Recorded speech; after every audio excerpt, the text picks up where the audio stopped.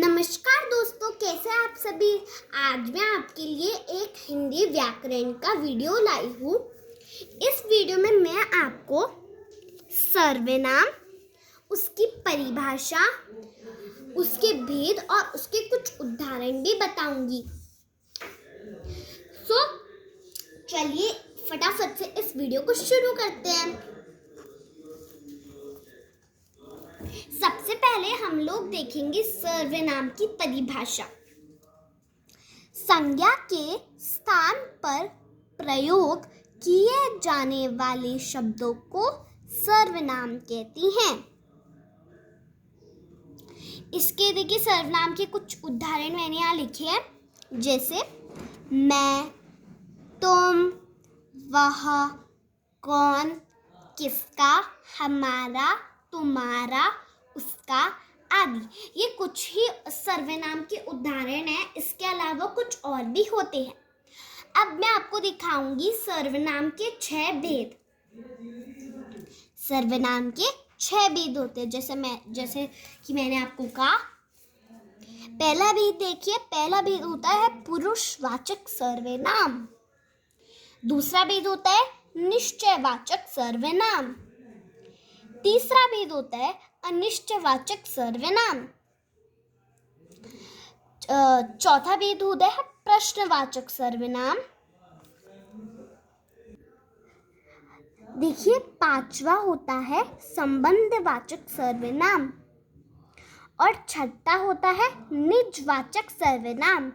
ये 6 भेद सर्वनाम के भेद होते हैं। अब हम इन सब की परिभाषा देखेंगे। तो जैसा कि हमने पढ़ा, पहला सर्वनाम होता है पुरुषवाचक सर्वनाम। तो सबसे पहले हम इसकी परिभाषा जानते हैं।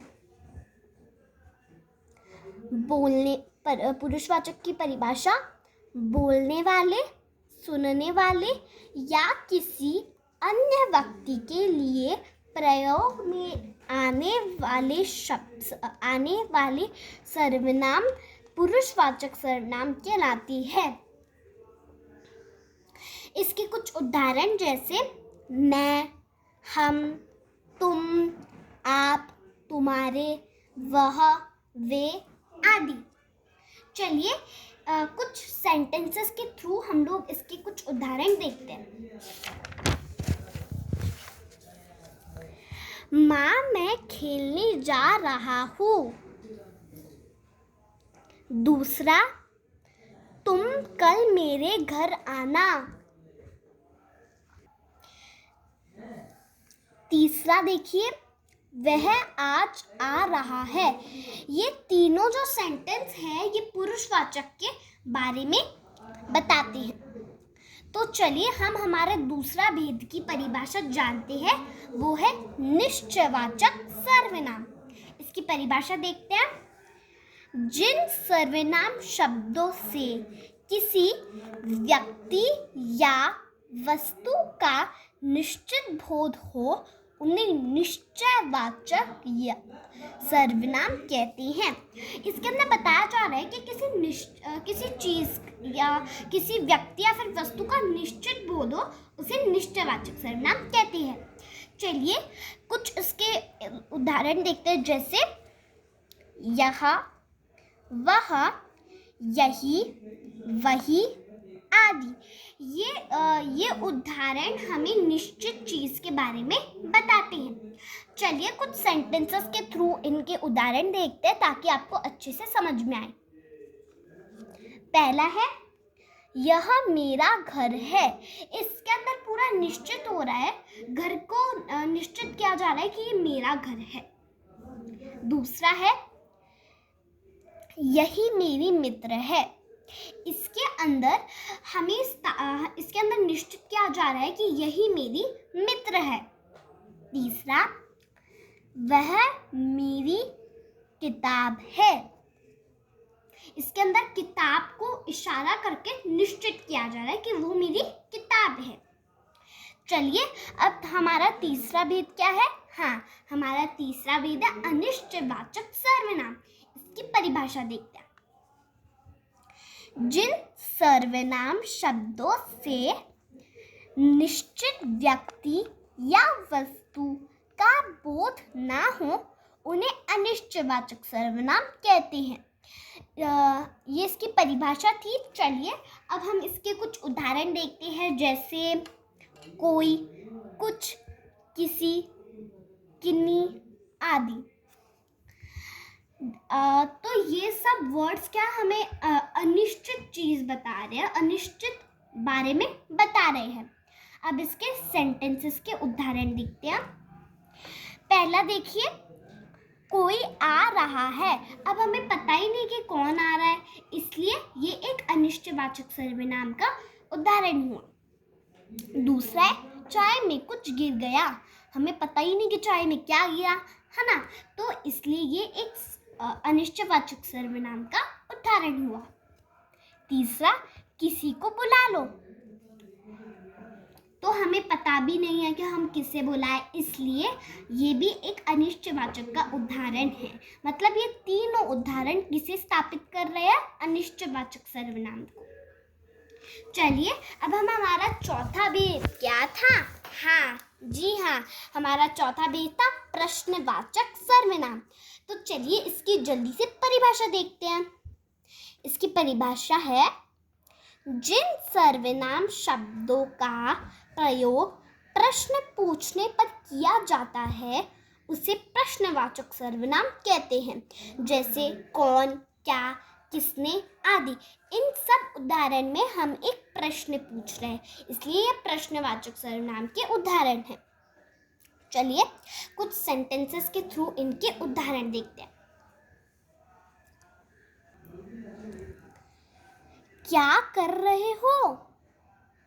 इसके अंदर हम लोग प्रश्न पूछ रहे हैं। बाहर कौन खड़ा है?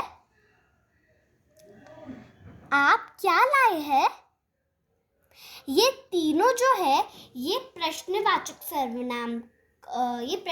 सर्वनाम के उदाहरण हैं। सॉरी, यहाँ पर आप क्या लाए हो होगा। चलिए अब हमारा पांचवा भेद था संबंधवाचक सर्वनाम। इसकी परिभाषा देखते हैं। जिन सर्वनाम शब्दों का वाक्य में प्रयुक्त संज्ञा या सर्वनाम से संबंध बताने के लिए प्रयोग किया जाता है उसे संबंधवाचक सर्वनाम कहते हैं। जैसे इसके कुछ उदाहरण हैं, जिसे, उसे, जो, से, जिसकी, जिसकी, उसकी आदि। तो ये कुछ उदाहरण थे संबंधवाचक सर्वनाम के। अब इनके सेंटेंसेस के थ्रू उदाहरण देखते हैं। जिसकी लाठी उसकी भैंस।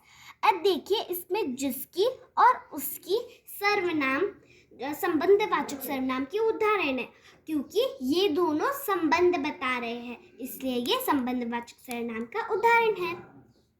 जो सोता है वो खोता है। इसके अंदर जो और वो ये दोनों संबंध बता रहे हैं, तो ये संबंधवाचक का उदाहरण हुआ।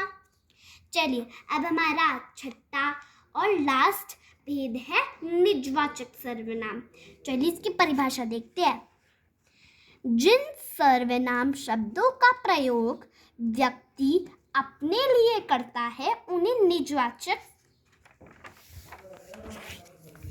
सर्वनाम कहते हैं।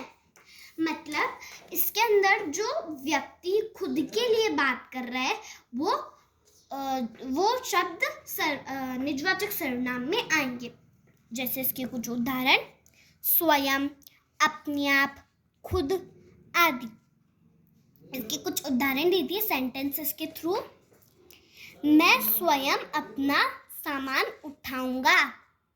दूसरा देखिए, मैंने ये चित्र खुद से बनाई है। पहले के अंदर इसके अंदर हम लोग स्वयं का इस्तेमाल कर रहे हैं, मतलब ये एक निजवाचक सर्वनाम का उदाहरण हुआ। और दूसरे में खुद जो है वो खुद के लिए मतलब अपने आप के लिए बात की जा रही है, तो ये एक निजवाचक सर्वनाम का उदाहरण हुआ। तो गाइस, कैसा लगा आपको ये वीडियो? मैं आशा करती हूँ आपको ये वीडियो बहुत पसंद आएगा और आपके लिए वीडियो बहुत हेल्पफुल होगा। तो मैंने काफ़ी सारी वीडियोस हिंदी व्याकरण की बनाई हैं, हिंदी व्याकरण टॉपिक्स की। तो अगर आपको ज़रूरत हो आप वो भी देख सकते हो। और प्लीज़ मेरे चैनल को सब्सक्राइब कर देना, इस वीडियो को लाइक कर देना और प्लीज़ मेरे को कमेंट करके ज़रूर बताना कि वीडियो आपके लिए कितना हेल्पफुल रहा। और प्लीज़ इस वीडियो को ज़्यादातर लोगों तक शेयर करना। तो ये था आज के लिए तो ये था मेरा वीडियो। कैसा लगा आपको? अच्छा लगा ना? तो bye bye and take care. Thanks for watching.